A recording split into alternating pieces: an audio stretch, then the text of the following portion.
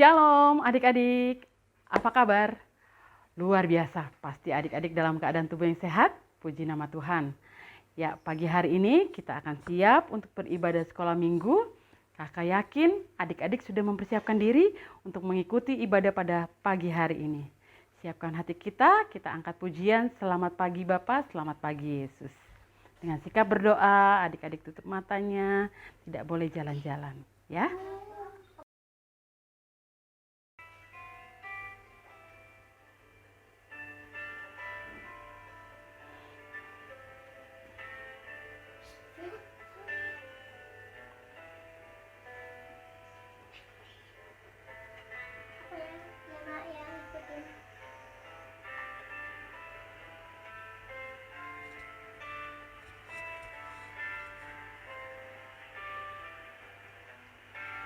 Selamat pagi Bapa, selamat pagi Yesus, selamat pagi Roh Kudus.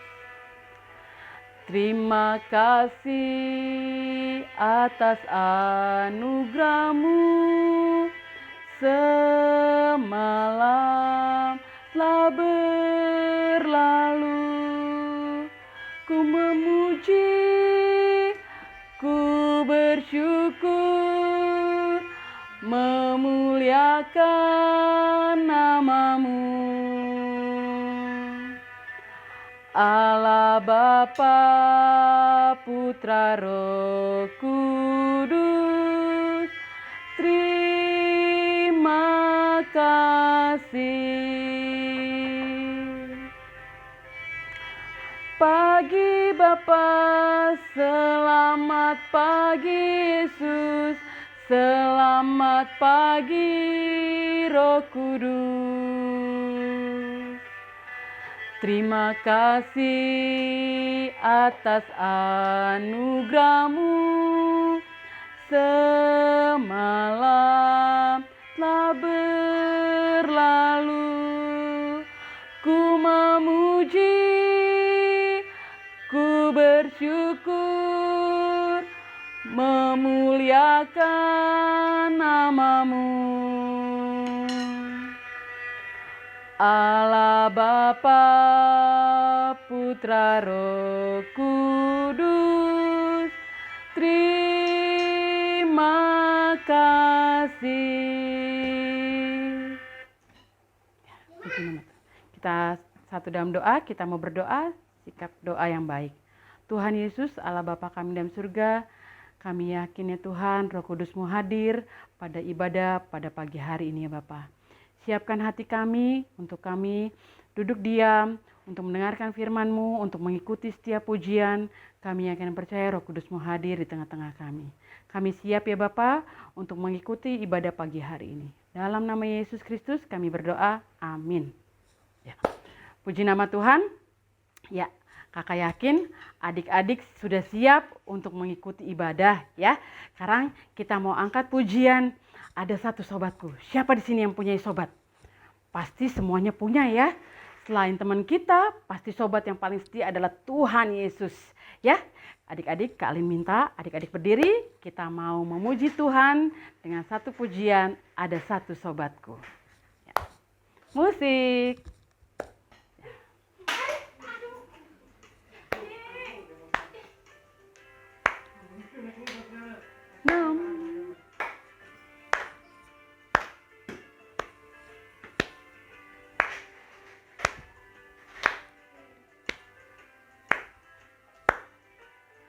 Ada satu sobatku yang setia, yang tak pernah meninggalkan diriku. Di waktu aku susah, waktuku sendirian, Dia selalu menemani diriku. Namanya Yesus, namanya Yesus, Nama Yesus yang menghibur hatiku. Siapa namanya? Namanya Yesus. Namanya Yesus. Nama Yesus yang menghibur hatiku. Ya, namanya siapa, Dek?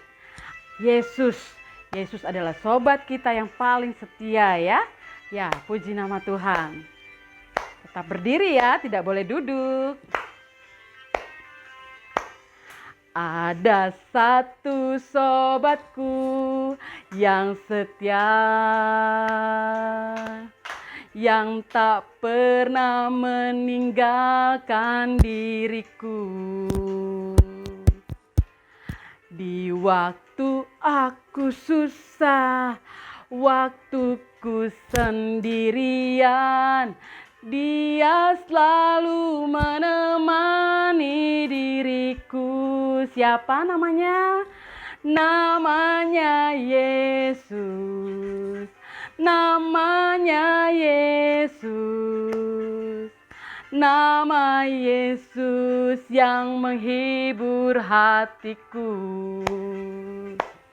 Namanya Yesus. Namanya Yesus. Nama Yesus yang menghibur hatiku. Ya, puji nama Tuhan. Oke, sekarang kita mau menyaksikan teman kita yang akan bersaksi. Pasti adik-adik penasaran kan?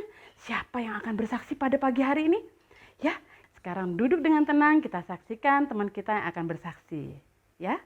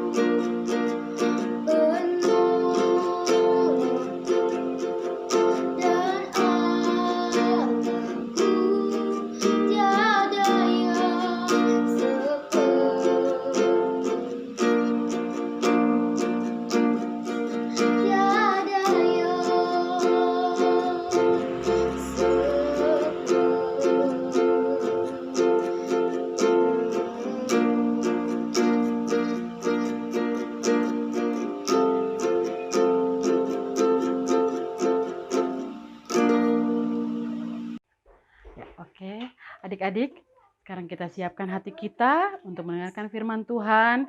Ya, kita mau duduk dengan tenang, tidak boleh ada makanan, tidak ada boleh minuman, ya, di dekat adik-adik.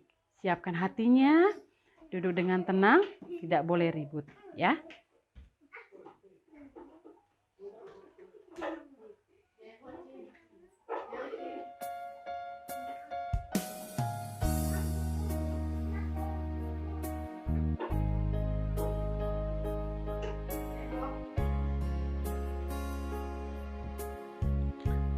Tabur firman-Mu padaku,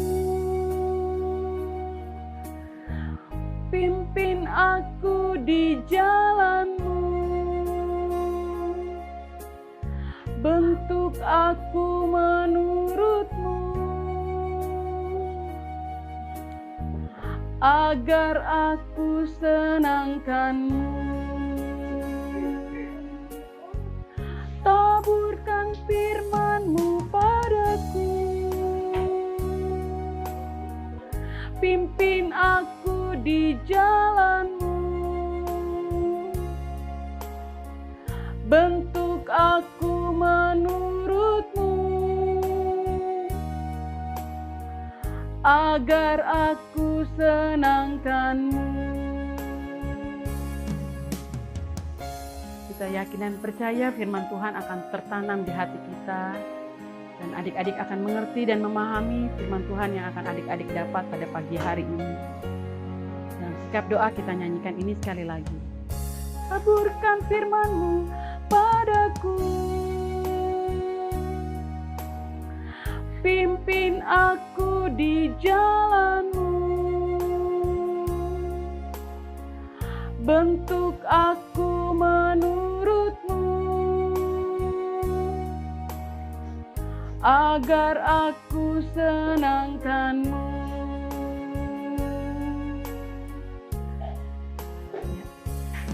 Nanti kita akan berdoa dipimpin oleh kakak guru sekolah minggu yang membawa firman Tuhan. Shalom adik-adik, selamat pagi. Nah, pada pagi hari ini Kanona akan belajar bersama-sama dengan adik-adik mengenai Otniel dan Ehud. Mungkin adik-adik baru dengar ya yang namanya Otniel dan Ehud ya. Nah, kalau gitu sebelum kakak mulai cerita kita pada pagi hari ini, kita akan berdoa terlebih dahulu. Tutup matanya, lipat tangannya, jangan tengok kiri kanan lagi ya. Ayo kita tutup mata, kita berdoa. Tuhan Yesus yang baik, kami sungguh bersyukur pada pagi hari ini kami bisa kembali bersama-sama untuk sama-sama belajar mengenai cinta kasih Tuhan mengenai Otniel dan Ehud. Tuhan berkati adik-adik di sini agar bisa duduk manis dengan tenang dan bisa sama-sama belajar mengenai Otniel dan Ehud. Berkati kami Tuhan, dan usirkan dari segala kekuasaan iblis yang akan mengganggu saat kami belajar mengenai firman-Mu Bapa. Di dalam tangan kasih-Mu Bapa kami serahkan semuanya ini, haleluya, amin. Oke adik-adik, pagi hari ini kita akan belajar mengenai Otniel dan Ehud. Siapakah Otniel dan Ehud itu? Coba adik-adik pegang Alkitabnya semuanya. Mana? Ada yang bawa Alkitab? Nih kakak juga pegang Alkitab nih ya. Kita sama-sama pegang Alkitab, kita buka di dalam kitab Hakim-Hakim pasal 3 ayat 7 sampai 15. Coba buka sekarang kitab Hakim-Hakim pasal 3. Hakim-Hakim 3 tuh, ayat 7 sampai ayat yang ke-15. Kita nggak usah banyak-banyak karena di sini sampai 31, tapi kakak cuma sampai 15 aja mengenai Otniel dan Ehud ini ya. Nah, di sini kita belajar mengenai Otniel. Pertama kita belajar Otniel ya. Otniel ini adalah seorang hakim. Di sini adik-adik bisa lihat di sini ya. Otniel dipakai Tuhan sebagai hakim bagi orang Israel. Otniel ini adalah anaknya Kenas. Kenas itu siapa? Kenas itu adiknya Kaleb ya. Nah, kalau adik-adik bisa baca dari kitab-kitab sebelumnya pasti adik-adik tahu siapa itu Otniel. Nah, karena saat itu orang Israel sudah mulai membuat murka Tuhan. Tuhan marah. Akhirnya orang Israel diserahkan kepada raja. Di sini dikatakan pada raja Aram Mesopotamia. Kita bisa baca di sini di dalam ayat yang ke-8. Diserahkan kepada raja Aram Mesopotamia. Kenapa? Karena orang Israel itu sudah menyembah berhala lagi. Sudah menyembah berhala.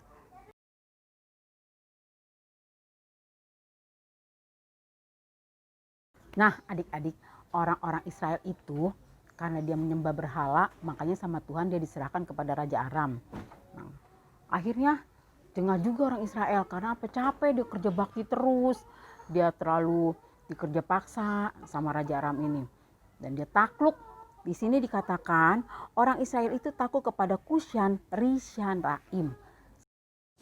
Nah, orang Israel udah takluk gitu kepada Kushan Rishathaim. Nah, selama 8 tahun akhirnya dia berseru sama Tuhan. Tuhan Yesus tolong kami. Kami betul-betul minta ampun supaya saya diampuni dan kita bisa bebas dari Raja Aram. Tuhan mendengar, walaupun orang Israel sudah berbuat dosa, sudah membuat Tuhan Yesus murka, akhirnya Tuhan mengampuni dia. Dan Tuhan membangkitkan seorang penyelamat yang luar biasa. Siapa adik-adik yang tadi kita sebut yang pertama? Nah, Otniel. Nah, si Otniel itu dia dibangkitkan sama Tuhan untuk menjadi penyelamat bangsa Israel. Dia sebagai hakim dan dia membantu orang Israel untuk dibebaskan dari Raja Aram. Sehingga Tuhan menyerahkan Raja Aram ini, si Kushan Rishathaim ini kepada si Otniel. Sampai akhirnya Otniel mengalahkan Raja Aram. Dan Raja Aram itu mati. Otniel akhirnya bisa membebaskan siapa? Orang Israel. Nah, akhirnya orang Israel hidup aman selama 40 tahun. Nah, setelah 40 tahun itu dia aman, orang Israel udah tenang, bisa hidup tentram, damai. Dia lupa lagi kepada Tuhan. Akhirnya apa? Dia berfoya-foya lagi, dia menyembah lagi berhala, adik-adik. Coba bayangkan adik-adik, udah dibebaskan, udah diampuni sama Tuhan, dia berbuat dosa lagi. Nah, adik-adik jangan seperti si orang Israel ini. Sehingga apa? Membuat murka Tuhan. Akhirnya Tuhan Yesus kembali murka kepada orang Israel. Nah, kembali murka sehingga orang Israel diserahkan kepada Raja Eglon. Siapa Raja Eglon itu? Coba adik-adik baca. Siapakah Eglon itu? Kita baca di dalam Ehud. Di sini kita bisa lihat Raja Eglon. Eglon itu adalah Raja Moab. Nah, Tuhan memberikan orang Israel kepada Raja Moab. Adapun Eglon itu adalah orang yang sangat gendut perutnya. Bisa adik-adik bayangkan kalau gendut itu kayak gimana ya, gendut perutnya. Nah, saat itu orang Israel diserahkan kepada Raja Moab, dia pun berseru lagi karena dia juga udah Tuhan ampuni saya lagi, Tuhan ampuni kami, Tuhan kami tidak mau lagi berbuat dosa, kami tidak mau lagi menyembah berhala, Tuhan tolong ampuni kami. Dan apa yang terjadi? Tuhan mendengar gak? Mendengar seruannya orang Israel? Ayo adik-adik coba, dengar gak Tuhan seruannya orang Israel? Tuhan mendengarkan lagi seruannya orang Israel. Akhirnya apa? Tuhan bangkitkan kembali seorang penyelamat yang bernama Ehud. Nah, si Ehud ini yang kembali menyelamatkan. Ehud ini dia mempunyai satu kelebihan, yaitu dia bertangan kidal.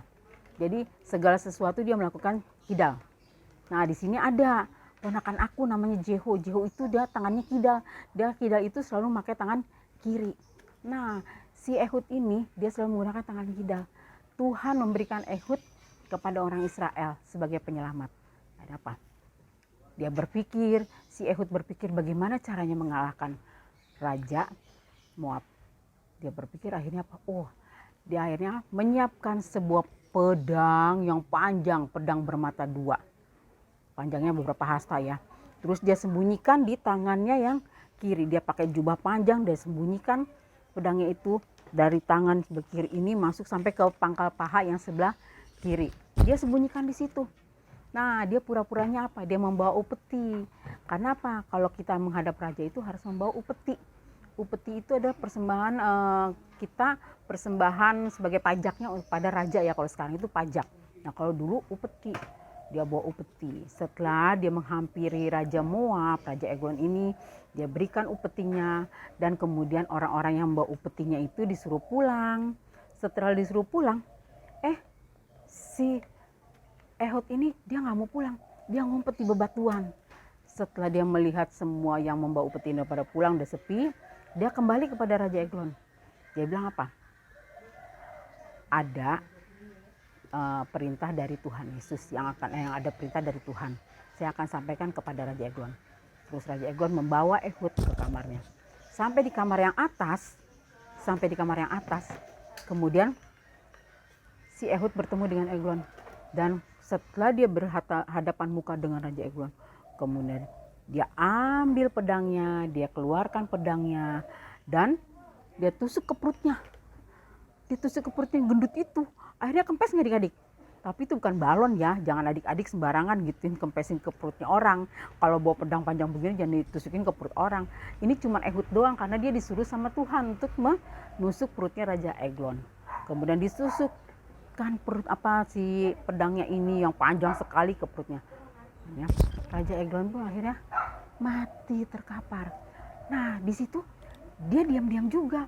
Akhirnya setelah melihat keadaan Raja Eglon sudah terkapar, dia secara sembunyi-sembunyi, dia keluar dari kamarnya Raja Moab ini. Dia kunci pintunya dan dia pergi meninggalkan kamarnya Raja Eglon ini. Secara diam-diam. Nah sampai di luar, dia melihat ada para pengawal. Dia lihat para pengawal itu ngetuk-ngetuk pintunya. Tapi pintunya terkunci. Oh pikirnya pengawal ini, oh Raja Eglon gak mau diganggu. Dia mau lagi menyendiri, dia mau berangin-angin di atas. Nah terus si Ehud ini tetap dia pelan-pelan, gak ada yang tahu si Ehud ini keluar sembunyi. Sampai pengawal-pengawalnya berusaha dia mencari kunci serepnya dan dibuka, ternyata Eglon sudah mati terkapar di lantai. Nah di situ kita lihat ya kebesaran Tuhan. Tuhan mau menyelamatkan anak-anaknya. Kita kalau sudah dikasih kelebihan seperti Ehud, dengan tangan kidalnya itu kelebihan loh.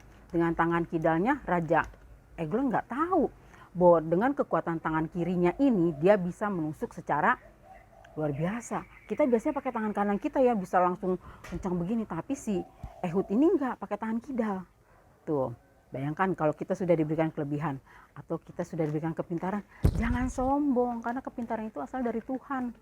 Mentang-mentang udah kita pintar baru sombong. Ya, lu nilainya cuma kecil, cuma 5. Gua dong nilai gua 9. Nah, kalau Tuhan ambil kembali kepintaran kalian, apa yang terjadi? Kalian bisa dapat nilai 0. Kalian mau seperti itu? Mau nggak seperti itu? Gak mungkin mau. Kita juga gak mau dapat nilai jelek ya. Itu makanya kalau Tuhan sudah kasih sesuatu kelebihan bagi kita, jangan kita pakai kesombongan kita itu secara luar biasa pada teman-teman kita disombongkan. Jangan mau. Sampai akhirnya Tuhan bilang apa? Kamu saya beri kepintaran bukan untuk menyombongkan diri kepada teman-teman kamu. Misalnya kamu kaya, wah saya punya mobil mewah. Mobil lu apa? Ih mobil gua Alphard dong. Ih mobil gua lu cuma Avanza doang atau Semi aja udah belagu gitu. Gua dong mobil gua Alphard. Jangan seperti itu. Kalau Tuhan ambil kembali semuanya itu apa? Kita jadi nggak punya apa-apa lagi. Mau kalian seperti itu? Jadi usahakan kamu harus menjadi orang yang rendah hati, takut sama Tuhan, dan mau menolong teman-teman kita yang kekurangan. Itu yang Tuhan inginkan. Baru nanti kamu bisa ditambahkan lagi berkat-berkatnya untuk kamu. Kepintarannya pun nanti Tuhan tambahkan lagi. Jangan mentang-mentang udah pintar baru semakin tinggi hati, tinggi diri begitu dengan sombongan kalian. Jangan seperti itu ya adik-adik ya. Oke adik-adik, nah sampai di situ. Mungkin adik-adik masih bingung, bisa adik-adik nanti bertanya sama kakak, bisa japri ke kakak. Oh iya, satu lagi ayat hafalan kita. Ayat hafalan kita di dalam 2 Korintus. Yuk kita buka sama-sama di dalam 2 Korintus pasal 9 ayat 8. 2 Korintus pasal 9 ayat 8. Udah adik buka semuanya di Alkitabnya ini. 2 Korintus pasal 9 ayat 8. Kita sama-sama baca. 1, 2, 3. Allah sanggup melimpahkan segala kasih karunia-Nya kepada kamu supaya kamu senantiasa berkecukupan di dalam segala sesuatu dan malah berkelebihan di dalam pelbagai kebajikan. Tuh, kalau kalian sudah dikasih kebajikan sama Tuhan, jangan kamu pakai kebajikan itu dengan berlebihan, dengan kesombongan kamu. Jangan. Oke? Ya adik-adik. Nah adik-adik, kalau adik-adik mau menjadi anak yang disayang sama Tuhan, jadi adik-adik tahu apa yang adik-adik lakukan, harus selalu berbuat kebaikan, harus selalu rendah hati, dan harus selalu menyayangi orang tua, kakak, adik, dan teman-teman semuanya. Nah adik-adik, untuk ayat hafalan kita tadi di dalam 2 Korintus pasal 8 ayat 2 Korintus pasal 9 ayat 8 itu adik-adik hafalkan. Nanti adik-adik bisa bikin di satu, biasa karena terserah kalian mau motifnya hati atau motifnya mobil atau motifnya bunga. kalian bikin di situ kreativitasnya, kalian tulis dengan pensil warna atau dengan pulpen. Nah, kalian tulis di situ bentuknya segala macam, terserah adik-adik. Nanti adik-adik juga harus tunjukkan segala apa yang adik-adik tidak inginkan lakukan untuk orang lain ya. Yang jahat-jahat di mata Tuhan adik-adik buang. Misalnya benci, iri, sombong, angkuh. Nah, adik-adik tulis di belakangnya dari ayat hafalannya tersebut. Oke adik-adik, sekarang lipat tangannya, duduk manis, kita mau berdoa. Ingat semuanya tutup matanya, kita berdoa. Tuhan Yesus yang baik, terima kasih banyak tadi kami semuanya bisa belajar mengenai Otniel dan Ehud yang dipakai Tuhan untuk membawa bangsa Israel dalam kemenangan sehingga dibebaskan dari segala keterikatan dari Raja Moab ataupun Raja Mesopotamia. Kami tahu Tuhan Yesus selalu ada di tengah-tengah kami. Tuhan juga selalu membantu adik-adik ini di dalam kesulitan, di dalam masa pandemi saat ini. Tuhan Yesus selalu mendampingi kami semuanya. Khususnya adik-adik dalam belajar jarak jauh secara online. Tuhan tetap memberikan hikmat, akal budi, kepintaran sehingga mereka mampu mengatasi pelajaran-pelajaran yang diberikan secara online dari guru-guru mereka. Tuhan Yesus tetap memberkati mereka sehingga mereka juga bisa mendapatkan yang baik.